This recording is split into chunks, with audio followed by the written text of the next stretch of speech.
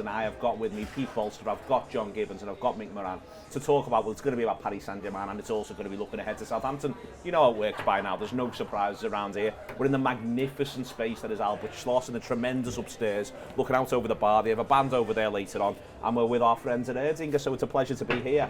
Another question you might ask is why the suit? Well, we'll be nominated for some awards in New Brighton. Me and John are going, John's not bothered.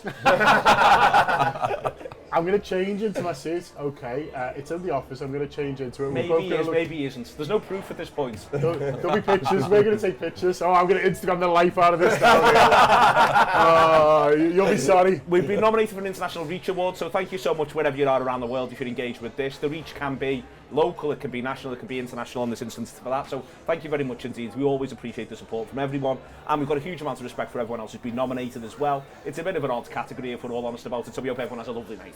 And that's our main focus. Twat Sound City because they're our mates. Well, yeah, they're our mates. It's always important to beat your friends, but we don't know the other nominees, but they all seem lovely, to be crystal clear. So anyway, John will Instagram the life out of it, you'll see it all later on. We're all buoyant, Pete, we're all buoyant because we were watching it in the same place last night in the Monroe. It was a pleasure to watch it there. And to have everyone all together. It's a funny one, because when you live in it, first half especially, Liverpool are on the rack, they're getting battered, they're lucky to get in 0-0 at half time. Then when you look back on it second half, the keeper does make some spectacular saves, but all the efforts are from distance, all the efforts from outside the box. I'm not saying Liverpool put in a defensive masterclass, because that'd be, you know, your goalkeeper's not man of the match if you put in a defensive masterclass, it's worth saying. But the goalkeeper is making spectacular saves, and it wasn't as though he was making them from clear-cut chances, is what I would say second half. So Liverpool have got to at least take that as a positive.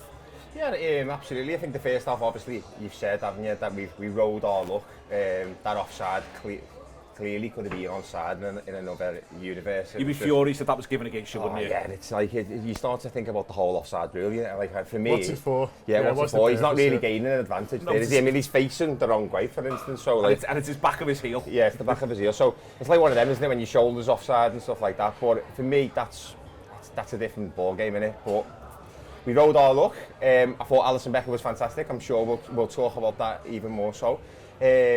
But yeah, I feel like we stemmed the threat a little bit in the second half. Something changed. Maybe they ran out of gas a little bit. I think they gassed out a bit. Yeah, they did. I think mentally as well, it's very difficult to keep sustaining that pressure against a side like Liverpool. And obviously I feel like we struggled to get into the game ever. So to get that goal in the end was phenomenal, because I just felt like nothing was sticking to us at all. Yeah. The game plan was very Man City away. I've seen it, and they just didn't seem to have the composure. There was a fragility about Liverpool which worried me a little bit on the negative side. It's the worst they've been on the ball for some time. They were better on the ball away at Man City, weren't they? It was the worst they've been on the ball. Yeah, and I haven't watched a lot of PSG, if I'm really honest, but as soon as I found out they play man-to-man, I feel like it's always Liverpool's Achilles heel. I think we've had some very good results over the years against Leeds when we won 6-0, and it was very obvious Joel Matip was going to score that, like, charging from defence.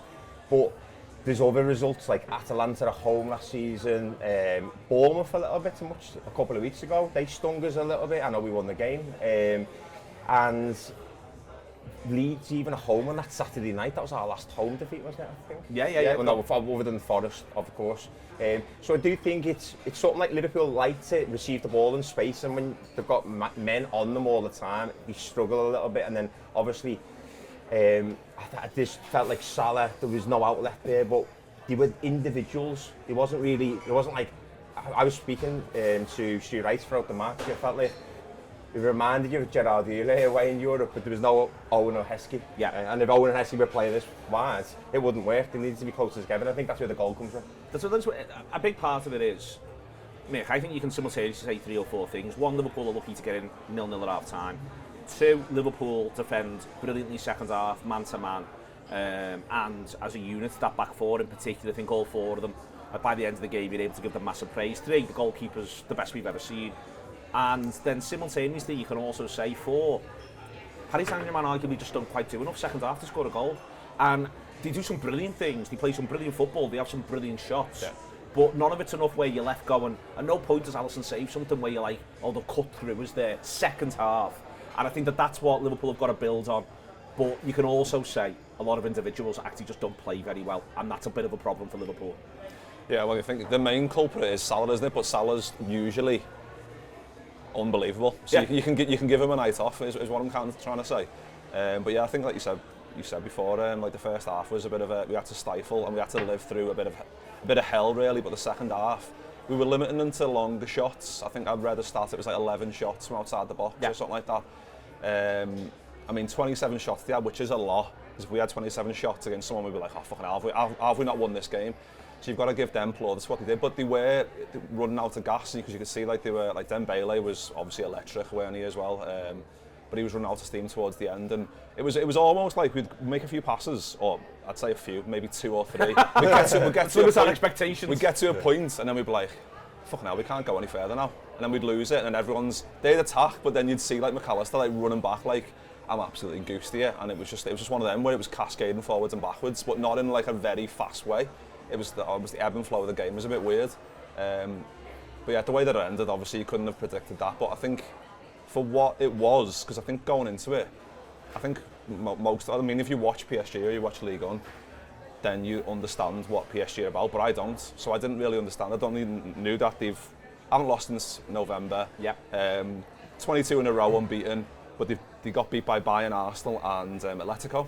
So you're going, well, they obviously do well in their division, but when it comes to the big fellas in the Champions League, they struggle a little bit. So it was kind of hard to judge, and then you realise within the first half that these are obviously very good. And they made us look quite poor, to be honest with you. But yeah, it's having those bad nights where you can just get through it, and if you can go and win a game like that, even if we would have drew that 0-0, I would have been absolutely fucking made up. A couple of things, John. You do the rating show for us, but it's Premier League. And I was actually thinking it'd be interesting to do a ratings on this one in the end, because what occurred to me was you'd give the goalkeeper 10. I think there's a couple in the back line I'd consider giving 9 to. And then I'd probably look at Diaz and Salah and think, I'd tell you what, a 4 might be generous. And these are great players. This is not talking down both of their achievements this season. Salah, it's one of the greatest ever seasons any Liverpool player's ever had. Diaz has been the absolute business. But just nothing stuck and nothing worked. Szoboszlai busier, but again, progressing the ball, nothing stuck, nothing worked. And this is just bits of how they were trying to play last night and what they needed. It's so funny to almost have that disparity of performance amongst genuinely great players. It's not like we're talking about a kid who found it all a bit hard. We're talking about Mo Salah, for God's sake, and that is, for me, it's marked and it's noticeable. Yeah, I think they all struggled on the ball. Yeah. But there's other players, obviously, in the team who you're judging in this case for their off-the-ball work. And so I think they all struggled with it because they were struggling to keep it. They were struggling for, I don't know whether it was options or whether it was a touch or a bit of a combination, or just the intensity of the press. They were struggling to find a way through. I also thought we were trying to create chances quickly. I thought that's the way they saw through.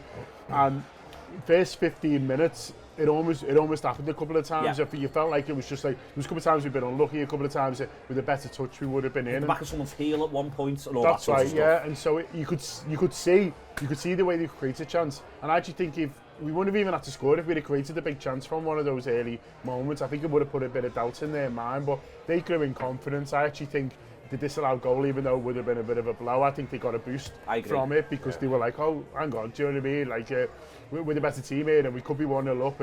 And I thought they grew sort of from that, really. And maybe it spooked Liverpool a bit as well, I don't know. But a lot of it was hard. But like Mick said, they come through it. And that could be the hardest game they play all season. Yeah. It could be the toughest game. There might end up being a trickier one, I don't know, in a Champions League semi-final away or something like that. But it wouldn't surprise me if come the summer we're saying that was the hardest game of the season, just like we did with a couple of Napoli games a few seasons ago and things like that. That was really hard. But they won this one.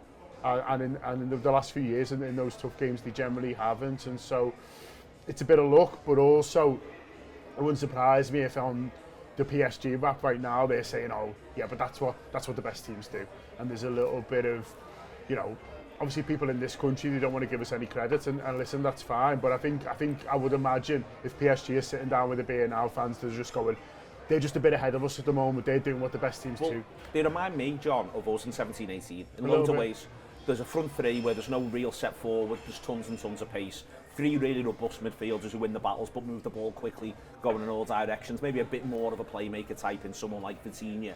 But apart from that, you sort of know what I mean. 3 midfielders who just midfield. No one breaks the lines that much or anything like that. 2 really good fullbacks, one with massive pace, one with incredible technique, and then two defenders who were quite happy to do a bit of man-to-man and stem the flow of the fact that everyone else gets to go and enjoy themselves. But the flip side of that is that team has that experience when they get that final against Real Madrid. It has that experience of they're just a bit further along than us at this point in time. They're just a bit more streetwise. They rode the punches really, really well. And I think that's sort of what you mean. You know, they can have all this youthful exuberance. Marquinhos is the oldest player. He's 31. Yeah. They're a team. I'm looking at them there last night and thinking if they keep that band together, they're winning one of the next 3 European Cups. I'd be really surprised if they don't. But they've got to keep the band together. But they will grow and they'll become an older, wiser team. And they're still a massive threat next week, if we're honest. Yeah, I think it'll be a really tough game. I don't think we're through. Do you know what I mean? I'm not looking at it. Normally when you win 1-0 away in a knockout, you think, oh, we'll be fine. We're 3-1 at home and we'll go sort of through here.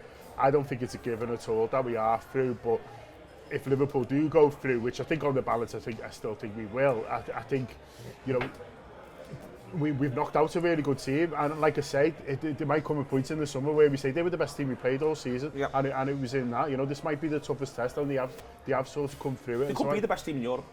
Well, they're certainly the best team we play because we can't play ourselves. So that's the. Well, I think, you know, you're talking about there about, you know, developing teams. Salah goes off in that final, and it's also, you know, it knocks us a little bit. You could see that happening. Like if Dembele went off injured after 20 minutes at Anfield, you could see them really sort of going into it. That's what a team does when they're growing and when they're developing. And the manager, who I think seems to be doing a really good job, and I like them post-match, and I just like them generally, you know, is where he is, because I think he knows he's onto something special here, and he might get some knocks on the way, but it's his job to keep everyone up and positive because it's a young team, and he looked to me like his whole demeanour, like he was doing a really good job of that, and obviously the way they played without fear, didn't they? And I think I think we need to assume that they'll play without fear at Anfield, so they'll take some beating, but this Liverpool team takes a beating. It's near enough impossible. Like, I was thinking about it on the way in this morning, and like, you know, you've basically got to hope it's a bit of a meaningless game, and that we rest a few and you get some luck.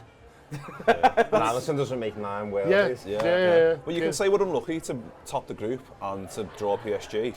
So you can say, in a roundabout way, we deserve a little bit of luck in terms of like last night's result. Because I think we can all safely say, and Slot even said it after the game, well, we're lucky to get away with a win there. We're lucky to get away with a draw because they should have scored a few goals. So you can kind of say, well, we've rode our luck a little bit there, but I think, like you said, Neil, like they're looking very, very good, and like the players that they've got, like the left. I was really impressed with the left back as well. To be fair, like Salah's one of them. You look at him for the focal points, but he wasn't giving him an inch all night, and I thought he's going to be one maybe. And like you said, Neil, if they can keep it together, but like the likes of the left back and like João Neves and the players that they've got, they're going to get picked off at some point probably, aren't they? If they don't win something. But they've got a lot of money, and that's the other thing. Yeah, You've got to remember the ownership there. They've got the money. I think for us, Pete, the first 11 last night, he picks it lands. I don't think anyone's surprised. It looks like the first 11. Curtis Jones is number 12 in this Liverpool squad at the minute. I think we can all sort of probably roll with that. Maybe 12, maybe it's him, maybe it's Diaz/Gakpo, depending on what he's doing. But if that's sort of the case, I want to talk about the 3 forgotten men who come on last night and contribute. Enzo comes on, wins his battles, does perfectly well. But the other two, you know, Elliott and Nunez, yet again, Nunez is at the scene of a big moment, which is the maddest thing about his Liverpool career on the whole.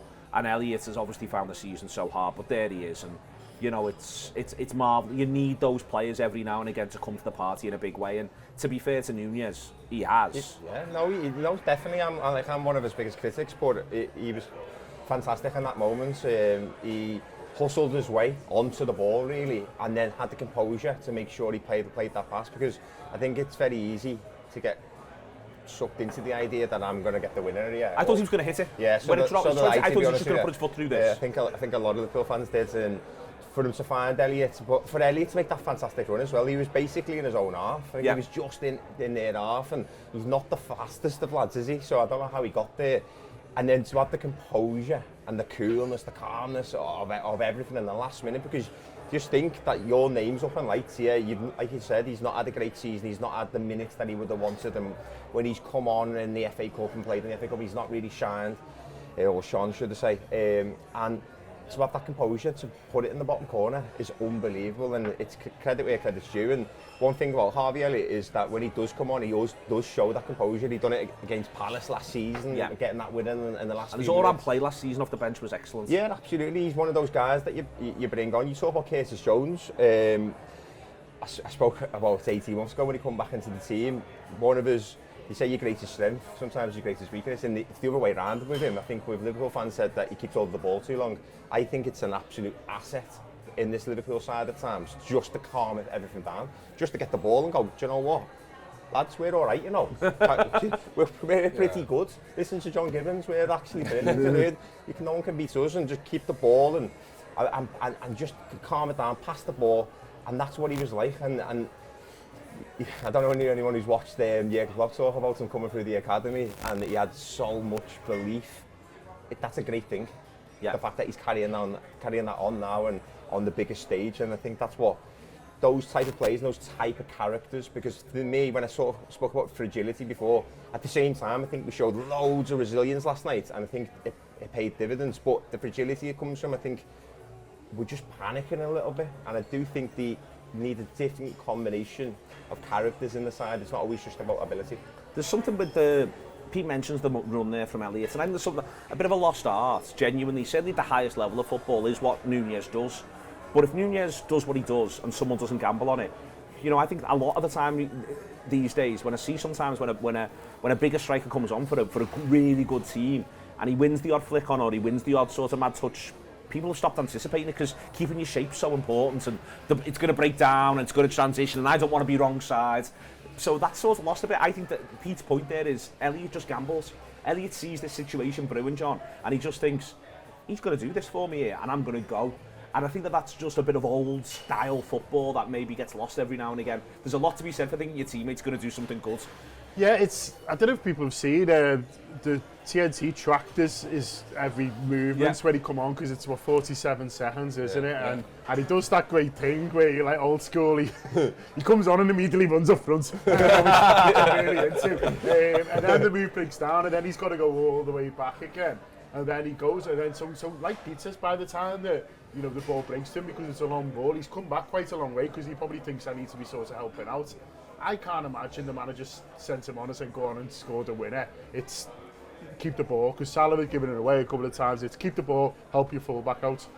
But so he's getting back sort of, going to do that, and then he just thinks, just sees the space, I think, and just goes, I'll go, and it's a brilliant ball by Nunez, and I think it was a really good sub, the Nunez one, because it makes sense now, with hindsight, because we're going man to man, and they were leaving us, 4-on-4 sometimes in higher up, but we couldn't quite make the most of that because it was a sticker or people were losing the battles, and then suddenly you've got this guy on and he's completely different player to what they've been dealing with, and suddenly he's winning a battle, and then it's sort of dropping for us. But he backs himself, Elliott, he backs Nunez, and even the first time shot, I think, is backing himself, because Massively. It would have been the easiest thing in the world to take a touch, because it comes to him well, but not perfectly. We were talking before on midweek extra, Josh was saying it ends up a little bit behind him, doesn't he? But he just moves onto it and hits it really well, and it's a great goal. It's a great moment in the season. PSG have 3 defenders there as well, so I feel like it's Nunez in the red a little bit. This is a different type of player that we need to defend. And I know McAllister's No, he's dragged them all there, because they're doing the same things. And also he's going to hit it. If you give him the space, he could just get it out from under his feet. If there's only 2 of you and one's gone there, you create the space, he can go bang bang, and then he can strike it. I think they're massively drawn to him, and I don't think Marquinhos likes him. I think Marquinhos likes to step in into the play. Big shout to start him next week.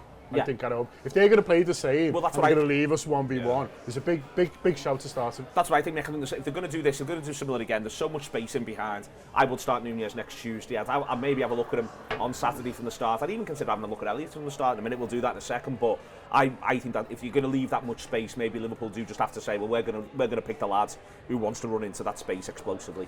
Yeah, because I think we saw in the first half, Jota, he wasn't really doing anything, really. He was kind of running around, trying to look busy. It felt like, but he wasn't really having an impact on the game. And you need at least someone who's going to... I think I don't know if you've seen the reaction of Callaghan when he's watching the goal and he goes, this lunatic's going to score here. And it's like, Dan Nunez is a lunatic, so you need that lunacy in that area to kind of make stuff happen. It's a bit like the Balotelli assist to Aguero, isn't it? He was a fellow lunatic. I mean, he was madder than Nunez, but it's a bit like that, isn't it? Yeah. It's just like, sometimes, it is a certain mindset where everything's mad and he's just calm. He's just like, no, just, there you go. Exactly. I can't believe it's on Balotelli again. He's his only assistant. I don't need to cut that on me, man. Whereas Nunez has got loads. But yeah, I think he's I mean, next Tuesday's going to be obviously massive in it. Yeah, I think we need that unpredictability maybe in that game. I think that's one of them where they're going to be set up. I think in a way they're going to be set up in a way where obviously we're 1-0 up, but they've got the players that they've been shown, like the Dembeles and all that. They've got the pace on the counter, which is going to be, like you said before, John. It's not done by any means the second leg, but yeah, there's so many good players that we have to keep in check. But we've got, hopefully, the lads are going to turn up, the likes of Salahs and all that on Tuesday. They're going to turn up in the right way. There we are. It is Friday night, but it's not Thursday. You know that. You know how this works. They're kicking off 3 p.m. on Saturday against Southampton, so we do it on Thursday. So we get more of a shelf life. Tell your mates. We want to share it and go from there with our friends at Erdinger. We're in the marvellous Albert Schloss, and we'll be back in a second or two. And Erdinger, please.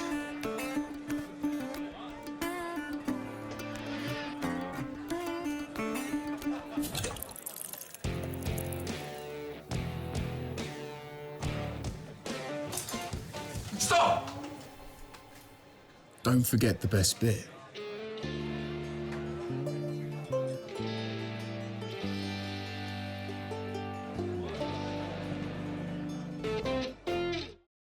Welcome back. It is Friday night on a Thursday with the Anfield Wrap. Can you feel it? Spring's coming. Champions League second legs are building up. Midweek games, easy for me to say. Saturday 3 p.m. against Southampton, when hopefully the sun will be shining and we can all enjoy and relax. Albert Schloss, Erdinger. Pete, I'm not going to patronise these people. I'm not going to patronise you. I'm not going to patronise Liverpool. If you rank Liverpool's games from 1 to 38, hardest to easiest, number 38 is Southampton at home. Let's be crystal clear.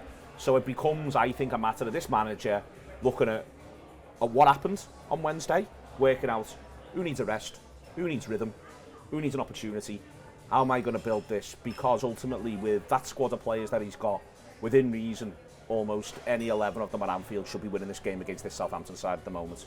Yeah, totally agree. But before the PSG game, I'm like, let's not get too complacent with this, because you just don't want any stupid results. I didn't even want to draw. No, 100%. And then I watched that game last night or enjoyed that game, and I was like, let's rest them all. But I don't know if people even need rest. They've had a week's rest leading in, you know. Yeah, to me, that's the question. And they might all need different things, and that's what he's got to work out. Yeah, absolutely. And I think there's some players that need rhythm. I think Curtis Jones could do with an hour. I wouldn't even give him more than an hour.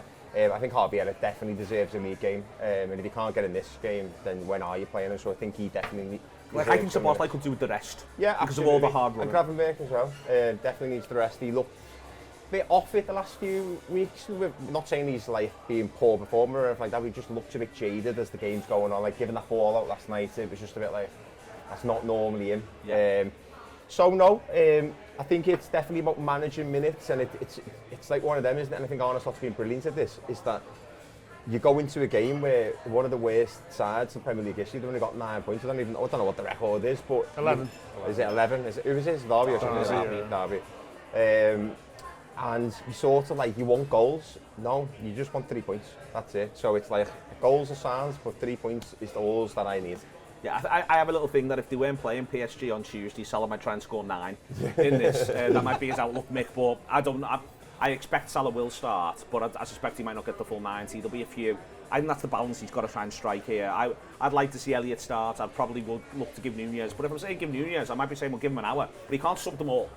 So he's got some hard choices to make, is what I'm saying. It's not complacent to say this is a game Liverpool should win.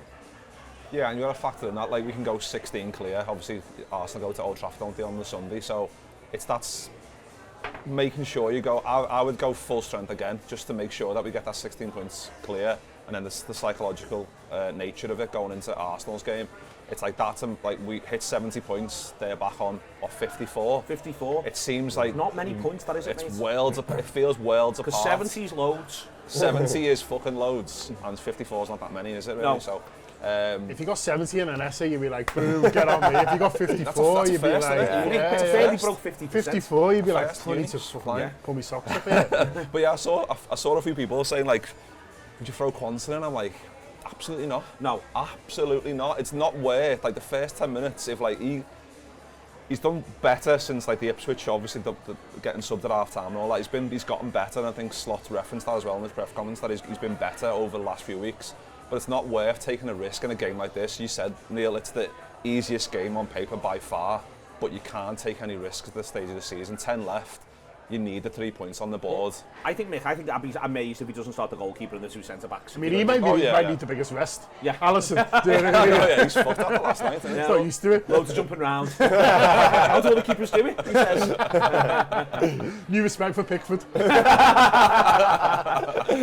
John, I think with them, I think you end up with a little bit of a mix and match, and then I think you probably start Trent. You don't start Quansah because you're going to bring Quansah on for Trent. At some point, you maybe start Shimmercast because you think Robertson could do with the week, and you think the drop-off's not, might not be that significant, and also set pieces could play a part in this, and his delivery could be useful. You're probably starting Jones somewhere. You might do Nunez, you might do Jota, you might sort of weigh that up in terms of what it is you want. I'd be really surprised if he doesn't start Salah, but I don't think Salah gets the night. He's almost got, it's just this balancing act, isn't it, between fitness and form and rhythm and winning. Yeah. Winning as well. It's rest for your rhythm, I think, I think that's the big thing. I think he'd back more or less any team he put on the pitch to win. That's not to say that he will, because anything can happen in a game of football, and it's 11v11 and all those cliches. But I think realistically, anyone that he would reasonably pick, he would back to sort of win this game. So I think it's a case of, what gets you, what is best for Tuesday, and then a cup final as well at the weekend. I think we went out the FA Cup, and although you on the balance rather be in it, the silver lining was we get that rest weekend. So, maybe it's not right to just completely sort of forget about that when you've had the benefits of that to go home. So no, I don't think you do 11 or anything like that. Needs a rest. So, I think I'm erring on the side of rhythm being sort of more important for me, and so I think I bring Chimikas in because I think he'll do sort of a decent job for you, and I think giving Robertson the rest before a big week is no bad thing. I would look to bring Jones in for either Gravenberch or McAllister, I'm not quite sure. And then I'd pick Nunez, but I don't think that number 9's nailed down. So, and then Gakpo, you give it a little bit longer, and that's a fitness question, isn't it? So I hope he's ready for Tuesday. And so I think for me, I think I've said 4 there. I've had Nunez, Jones, and Chimikas. I think I've already done 3. So I think they're the 3 I will be doing. I think that seems fair. Do you want to go a bit more extreme on that because you've got a bit wobbly? Yeah, do you know what? I actually would. I would go Quansah. I think Southampton are not a very good side. Before the PSG game, I was saying I would. I was picking Endo, I was picking Elliott, I was picking Quansah, but I just felt like they're a funny team. This Liverpool one, and they don't seem to really like the best. Honest doesn't like to change his side too much, does he? But he's in the Premier League now, and we're at the business end of the season, so he might just think of it a little bit differently. I think John's there. I'm with John on Jones. I'd be tempted to pick either Elliott or Endo, if you know what I mean. So either pick Elliott for where Szoboszlai's been, or pick Endo for where Gravenberch's been. Pick Jones. I wouldn't do both. I think I'd do, what John said there, because I think that you can make a case that either Gravenberch or Szoboszlai could do with a bit of a rest, and then you're subbing the other one, maybe on 45, maybe on 60. I think that's sort of what John said. That's my one there. I think what you said before as well, you're managing the game in the sense of if whoever starting it's the finishing team as well, isn't it? In the sense that Trent might come off for Quansah, so if you start Quansah, then who comes on for Trent? Yeah. So that's the big question. But for me personally, it's just I'm worried about Canate as well, in the sense that 3 games in a week, and I know he's been doing it to a certain degree, but I just think because that was quite intense last night, it was a bigger game than normal, and then we've got that again on Tuesday. So I think PSG will come on Tuesday as intense as they were. Maybe we'll play better, but I still think it'll be intense. So I would try and give Canate the rest and try and work it out a diddle with Trent. I don't know what we do there. Okay, trying to work it all out, trying to work it all through. Listen, everyone thinks Liverpool are going to win. Liverpool should beat Southampton.